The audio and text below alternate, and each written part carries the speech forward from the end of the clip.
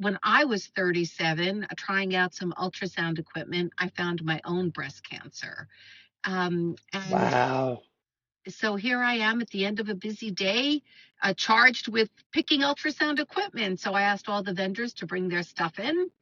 And I found my own breast cancer. And it was at that moment that the first inkling of the Brem Foundation started, which is about educating and empowering.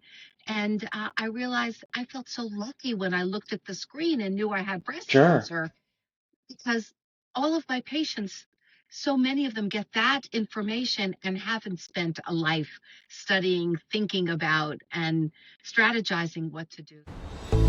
Welcome to the Building the Noise podcast. Ladies and gentlemen, welcome to the Building the Noise podcast. My name is Matt Toresco, and with me today is a fantastic breast cancer innovator, advocate, and physician, Dr. Rachel Brem. She is the Chief Medical Officer of the Rachel Brem Foundation to defeat breast cancer. And really, Dr. Brem, where I'd love to start is, why do you do what you do? So, I am thrilled to be part of the Brem Foundation to defeat breast cancer. I'm the chief medical officer and one of the co-founders. We just celebrated our 20th year. I do it because breast cancer has impacted everyone, and it's impacted me personally starting from a very young age. At the age of 12, my mother had breast cancer. She was told she had 6 months to live. Spoiler alert, she lived 44 years, got to raise us, see grandchildren, Wow. great-grandchildren. So little did I know that I was going to be the beneficiary of early detection before we knew how important it was. And then as a 12-year-old, I decided I didn't want other young people to be impacted by breast cancer as we were, because we were profoundly impacted by it. My mother had very extensive treatment, surgery, all kinds of things. So I decided that I would go into medicine, and was so lucky to be at Columbia Medical School in the 80s when we were first seeing the data that we could decrease the death rate from breast cancer with mammography. And so I decided I wanted to be part of that. And interestingly, I had no idea what radiologists did before I started medical school. And here I am so many years later, really being part of the incredible impact of imaging on breast cancer. And we've seen a 50% reduction in the death rate from breast cancer. So I'll Wow. tell you the second half of the story, which is at the age of when I was 37, trying out some ultrasound equipment, I found my own breast cancer. And Wow. so here I am at the end of a busy day, charged with picking ultrasound equipment. So I asked all the vendors to bring their stuff in. And I found my own breast cancer. And it was at that moment that the first inkling of the Brem Foundation started, which is about educating and empowering. And I realized I felt so lucky when I looked at the screen and knew I had breast Sure. cancer, because all of my patients, so many of them get that information and haven't spent a life studying, thinking about, and strategizing what to do. So that was sort of the first inkling of the foundation.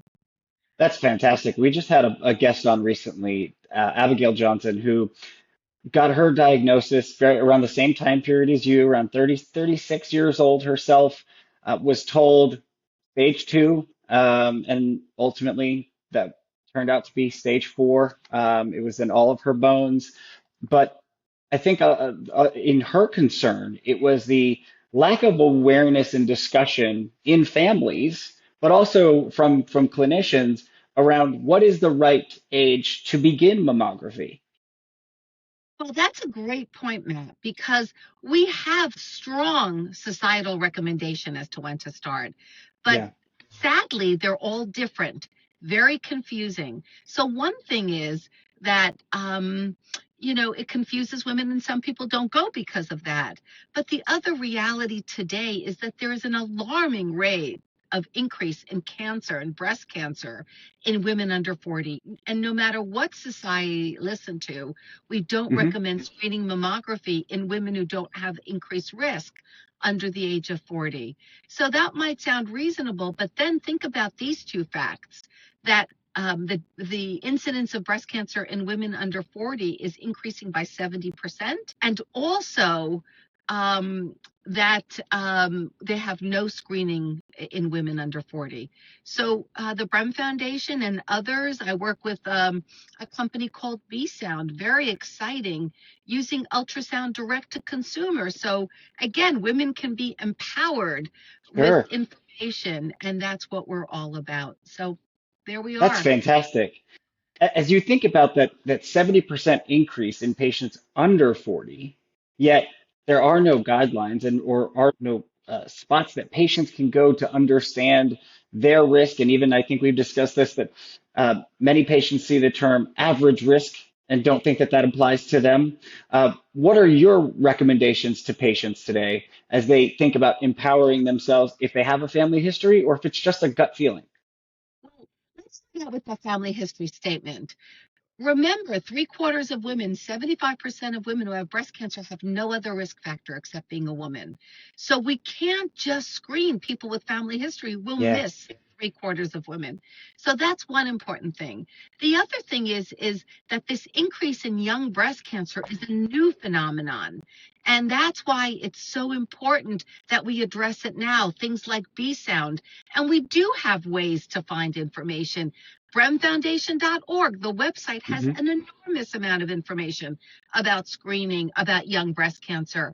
But I want to add to that, it is very important that women who don't have a family history, who are at average risk, the Hmm. 75% of breast cancer, have to start at 40, even though some societies, the American College of Family Physicians, just came out with a recommendation to start at 50 and get a mammogram every other year.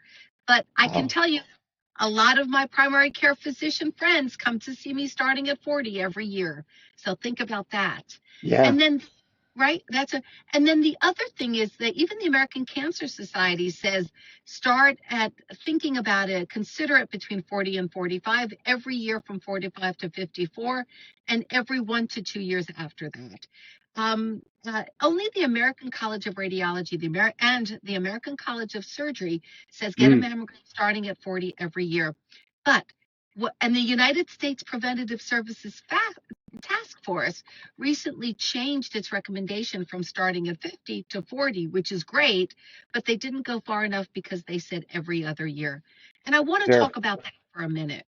Every societal recommendation that recommends mammograms less than every year starting at 40 says more women will die. Mm. And yet they continue to recommend that. And you might say, why? Or you will say, Yeah. why? The answer Yep. is the harms of mammography. And according to them, Mm. number one harm is not what you think. It's the transient anxiety women will feel if they get told they have to go in for additional screening or have an additional test or even get a minimally invasive biopsy to find out if they indeed have cancer. And that is maddening. Are we Yeah. not powered, educated women in 2026 or what? Yeah. That's that decision. And the anxiety is transient. And the final Mm. thing that is that if you tell someone like the patient that you were talking about, the woman you were talking, that Yeah. they have incurable metastatic breast cancer, they are much more anxious than if you tell them they need another mammogram, an ultrasound, or even a biopsy. Yes. Yes. So the answer is to the people listening, if you have average risk, start at 40 and get a mammogram every year. If you have a family history of a first degree relative, then start 5 to 10 years earlier than the age of your family member. And That's fantastic. if you have dense breasts, which half Hmm. of the women get screened, a mammogram, even a 3D mammogram, is not enough. You have to get ultrasound or MRI to find additional Mm. cancer. That's really important to point out, as you referenced, not just a 3D ultrasound, but you had said ultrasound, 3D mammogram. And some practices will say, oh, you don't need any additional, even though you have even if you have a dense breasts, a 3D mammogram is the additional screening. It is not. And the Mm. reason it's not is because it's still a mammogram. And on a mammogram, dense breast tissue is white and cancer is white. So there's a masking effect, Mm, kind of sure. trying to find a specific cloud in a cloud-filled sky. So if you have dense breasts, then you have to advocate for yourself and get ultrasound or MRI. And if you have a further increased risk, if Yep. you have a greater than 20% lifetime risk by the Gale model or the Tyrer-Cuzick model or the model that we have online at Checkmate at bremfoundation.org, then you need to get an MRI every year. So Sure. we have to do risk-based screening, not a one-size-fits-all anymore. Yeah. What are your thoughts when it comes to genomics and looking at the genes that we were born with? I know that BRCA for a long time has been thought to be the end all be all when it comes to breast cancer and other, cancers, including cervical. But I know that's just two of what, 70, if I'm not mistaken? That's exactly right, Matt. 70. So we now have at least 70 genes that are associated with a substantially increased risk of breast cancer. Only 5% of breast cancers are genetically Mm, mediated. But it's important to realize you can get that gene from your mother or your father. So if sure. there is no breast cancer in your mother's family, but tons in your father's family, it's possible, right? Sure. And Yeah. those that believe that everybody should get tested because any death from a genetically mediated cancer is a failure of medicine. And then the Sure. final thing is it's very important to realize that in all comers, the prevalence of these genes is 1 in 400. In Mm, certain populations, like Ashkenazi Jews, it's 1 in 40. So sure. unequivocally, every Ashkenazi Jew should get tested Yeah. because they are at substantially increased risk. They're at a high risk population. And if my genomics background serves me correctly, that's most of those that are Jewish in the United States. There's a That's small population of Sephardics, but nonetheless, if you have Jewish ancestry, definitely, again, following Dr. Brem's recommendations here for you as well. And I know that, people hear the word mammogram, they worry about where do they get access to those. And I know that you have wonderful resources on the Brem Foundation, but one of the elements that I found really fascinating about the work that the Brem Foundation was doing was partnering with organizations like Lyft to Yep. ensure that you could overcome those social determinants of health that many patients face. You can tell our audience a little bit about that. Sure, absolutely. But I'd like to talk about high risk populations. So Sure. breast cancer is not an equal opportunity disease. Black Mm, women die 40% more frequently of breast cancer. They get more aggressive cancers called triple negative breast cancers more yeah. frequently, kind of the kind that's associated with a genetic mutation. And so it's very important to you might say that the Brem Foundation is for equal access to care, and we're not. We are very strong proponents of equal access to excellent care, and that Mm, is different because it makes a difference in outcome and access to the latest technologies, artificial intelligence, 3D yeah. mammography, all kinds of things. So, the Black community is challenged with access to the latest technology and to a much higher rate of breast cancer mortality. So the reason, the Brem Foundation is really a terrific organization that's tried to identify the needs to break down the barriers for early detection. And Sure. the reason that's so important, and it's really important for the people on listening to this podcast, um, we kind of sort of do have a cure for breast cancer. It's called early detection. And if we detect cancer early, we have almost a 99% 5-year survival. Not a cure, but pretty close to a metric for cure. So, why, and we know that underserved communities often have later cancer diagnosis because Yeah. of the inability of care. So the Brem Foundation tried to figure out what are the challenges to access.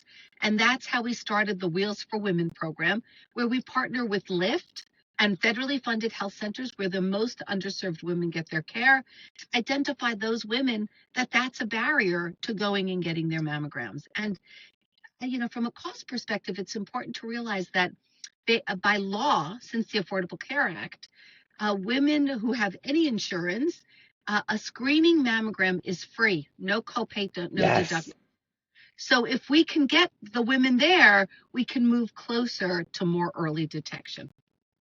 Amen. That is the goal of all of the work that we do at ARCO, is ensuring that patients are educated, they're empowered, that they're not finding out the information when they needed it 10 months ago, 10 years ago, whatever it may have been, that they are on the cutting edge to the best of their ability, so that when something does come their way, they're ready for it. And that's what I love that you've done at the Brem Foundation. If I could even give you kudos for doing the research as well to identify the barriers for different communities.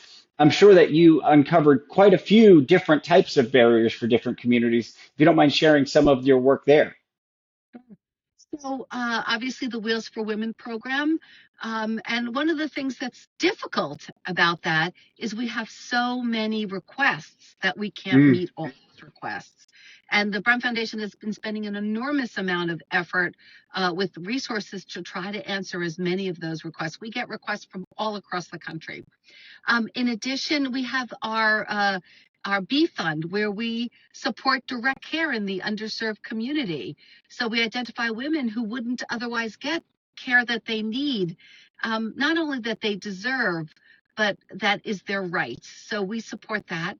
And then the third, so we have a 3-pillar approach. We support care in the underserved community.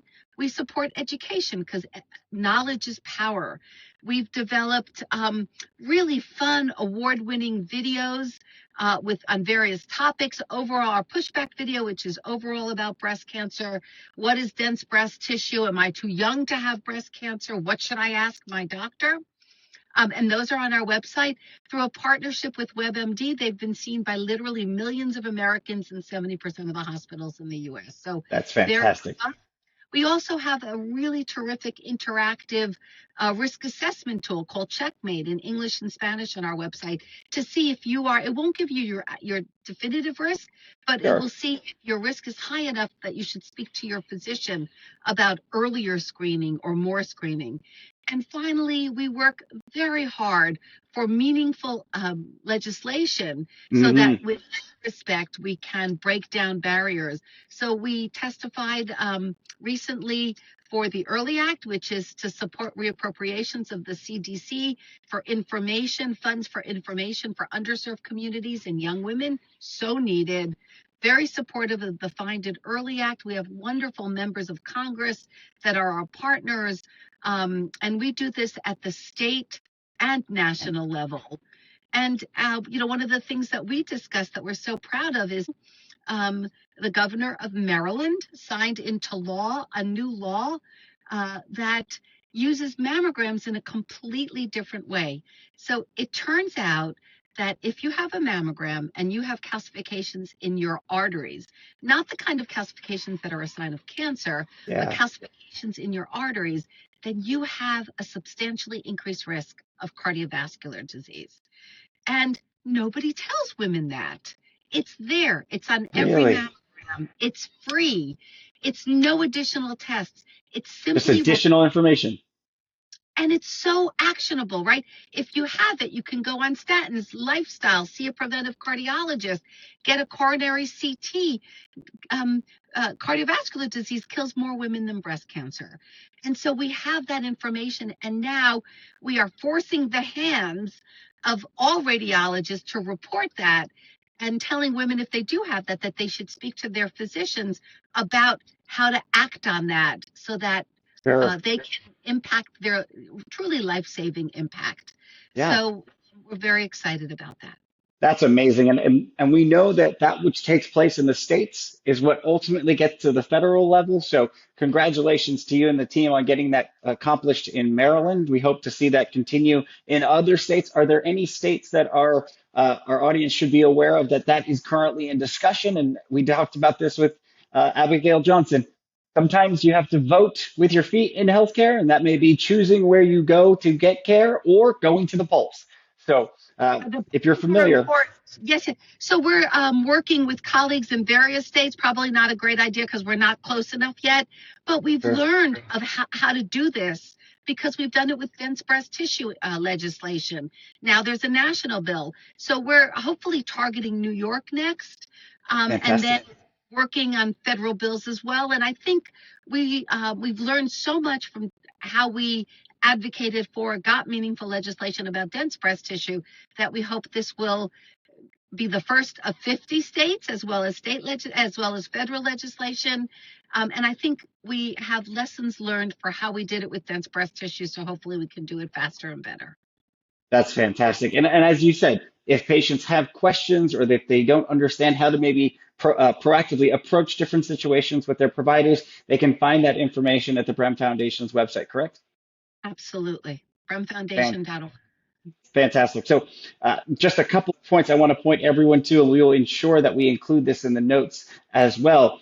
Obviously, the Brem Foundation itself, wonderful site filled with educational opportunities for patients to know, obviously, their risk with the Checkmate program built in there, but also how to navigate breast cancer treatment, what it's all about, what are the different phases of it, and how to be best prepared for that if that does happen.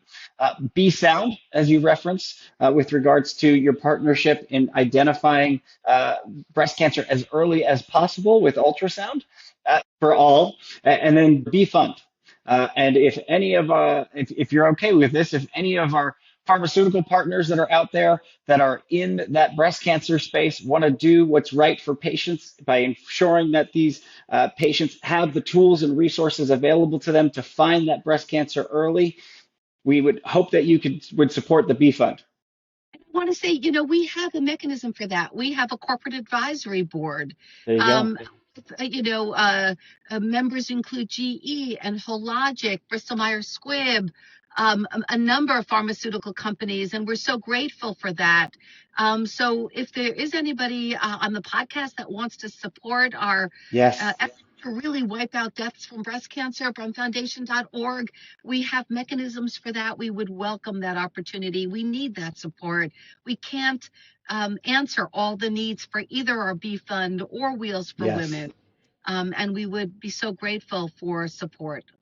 And we are extremely responsible about shepherding funds given to us, and it will be a life-saving decision. 100%. And having worked with many of those organizations that you've referenced, they're always looking for the so what, what have the funds been used for? We can point to some amazing outcomes that not many organizations are able to point to, that they've had the ability to push across the goal line, like what's taken place in Maryland, like developing your Wheels for Women program. Those are all actionable elements that mean real change to the patients that you serve. And honestly, the dollar could not be spent any better to help women in our community. It does, to me, I would love your take on this. It felt like women's health has fallen off the radar for many, and we need to get that back in front.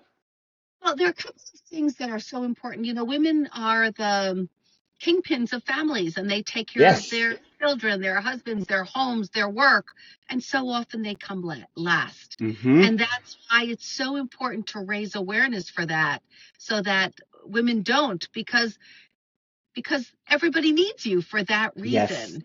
And the other thing is, the Brem Foundation is all about empowerment.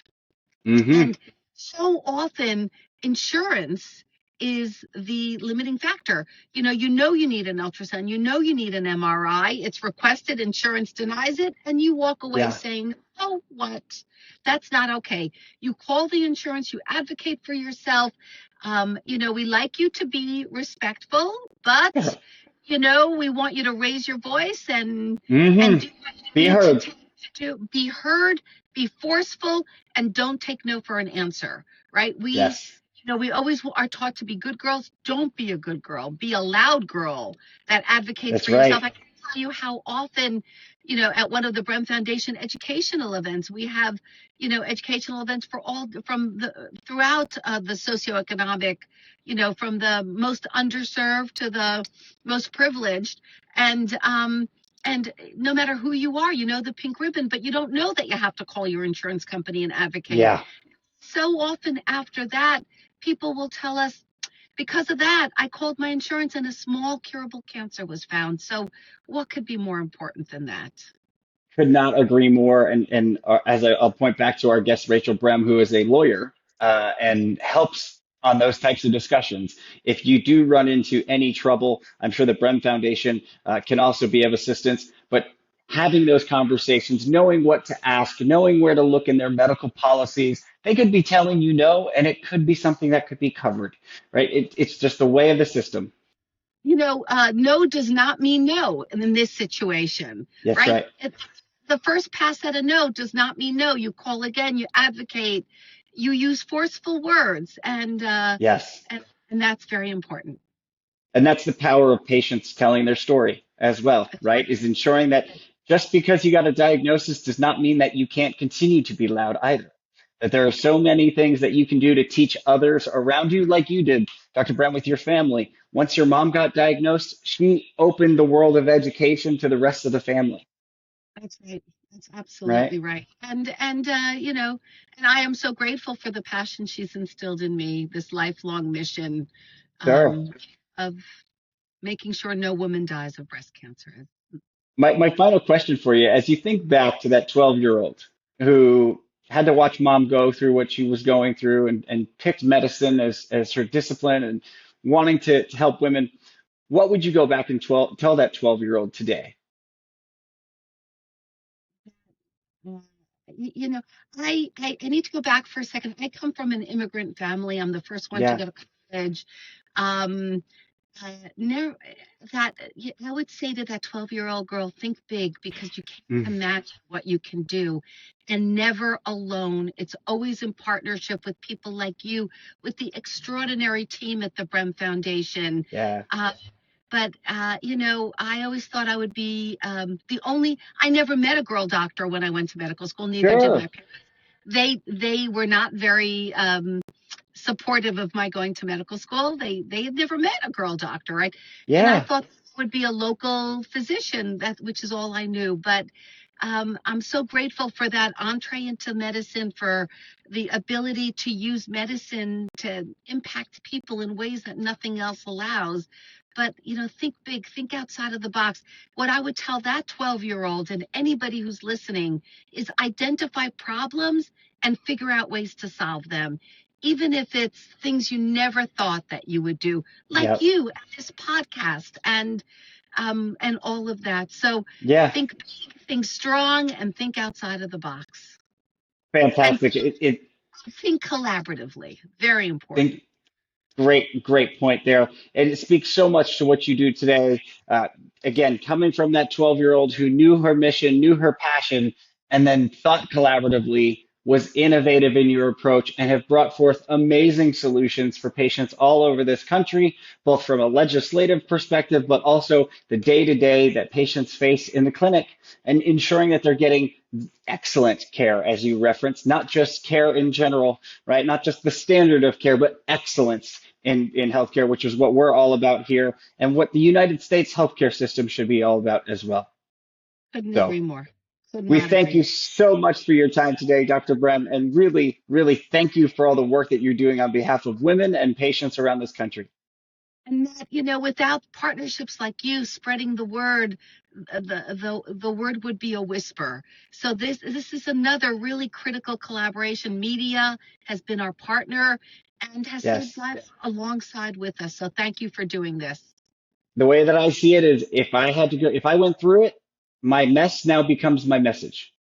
Yes, And that's for that's everyone, right? You went through it for a reason, and it's typically to help that person that you once were. And you absolutely. once were that 12-year-old witnessing what mom was going through, and you want to make sure that no other child has to do the same, and ensure that that is caught early, as you referenced. And you've put that life mission together successfully thus far, and it's been an amazing trip to watch. And it's been such a life enhancing thing for me. I'm so grateful that I've Yes. had these opportunities. From a personal standpoint, it's been extraordinary. I mean, you know, uh, I'm sure watching experience. your kids watching you must be impressed, I would say at the least.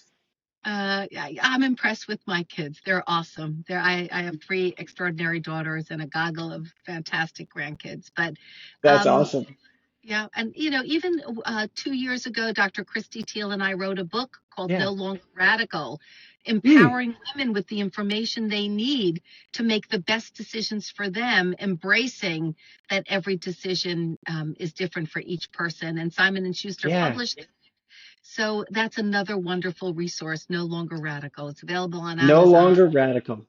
Yep. I love that. I have a book coming myself, so I love that you went through that process. It's a difficult, daunting one, right? It's a life-enhancing, eye-opening one. That's right. That's right. There you go back, and sometimes you have to rehash the traumas that you put away, and it gives you the opportunity to see where you may have missed some opportunity and go right back to it. So that is something that we will point our guests to as well. You know, as you think about the woman who's maybe listening to this podcast for the first time today, and they may be mid 30s, don't really know where they stand or what they should do, where do they start? The recommendation is to get a first mammogram at the age of 35, and then if you have no other problems, continue on at 40. But listen to your body. Nobody knows you like you know you. And we don't have routine screening for 35 to 40 unless you have a family history. So if anything's wrong and you go to the doctor and they say it's fine and you're not satisfied, Doesn't feel fine? see another doctor. Yeah. Oh, you're speaking my language. Don't be afraid to fire one. Just because you reach the extent of one's knowledge doesn't mean that you've exhausted medicine. It just means you're done with that one. Time to find another. No, you brought some amazing insight to our audience, and I appreciate all of the ways you've brought these tools together under one house for patients to be able to have easy access to all of those potential barriers that they'll run into, but also the innovation with B Sound. I do want to give you an opportunity to talk a little bit more about that because I find that so innovative, as you referenced before, but also bringing together different organizations to get that done for patients. B-Sound is a commercial organ. The Brem Foundation does not have a relationship with B-Sound. It's just an opportunity that's out there for women under 40 to get screened. And B-Sound is, the CEO is Bailey Ringer, a brilliant force of nature, a young woman herself who's had a brush with breast abnormalities and is trying to change the world to make things better, not starting with breasts, but overall women's health and wellness. So it's fantastic. a privilege for me to work with Bailey and to offer women under 40 a tangible option to advocate for themselves. Especially with as diverse as this country is and access options, and not everyone has an NCI, a designated cancer institute close by, or their community oncologist may be hours away. There's the new technologies that are coming, and AI, I'm sure, is going to be an interesting one in the breast cancer space and in radiology alone. But with that comes opportunities to identify these patients earlier. AI is now used in our practice at George Washington. We use Transpara by ScreenPoint on every mammogram. And it's important to realize that you should have your mammogram evaluated by AI because we know we can find cancers up to 5 years earlier. And in fact, in Europe, there are 5 countries that use Transpara, only this AI, Transpara by ScreenPoint, as a second reader to allow more women to get screened and better screened. So we know that women do better, and we're beginning to use AI on mammograms for short-term risk assessment. ScreenPoint is developing AI for breast MRI, which is increasingly being used. So AI in breast cancer is changing the landscape in the most positive of ways. I'm very excited to be part of that as well. That's an awesome opportunity for patients as a whole, but great for the discipline as well from a radiology perspective. I do want to be cognizant of your time. I know we're trying to squeeze this in for you. My last question to you, as you think towards the future, as you look towards what innovations are coming, what excites you? Which keeps you passionate about this space? Well, the enormous AI, enormous number of opportunities to make things better, to change the way we look at breast cancer. There's a company in Canada called Breathe Biomedical that's looking at volatile organic compounds, something that breast cancer emits, to be able to figure out an MRI this year and who doesn't. And that way we'll be able to better triage really effective but limited resources. But what really excites me is the opportunity to read about breast cancer in the history books and that nobody will know. Yes. So that's Yes. what excites me. And we will end it on that. That excites me too, to put breast cancer in the rearview mirror and do Yes, what we have all said we wanted to do as far back as the early 2000s with personalized medicine. Put some of these cancers in the rearview mirror. I think we'll get there with absolutely. leaders like you. So thank you. Thank you so much. This has been wonderful. Thank you. Have a wonderful afternoon. Thank you.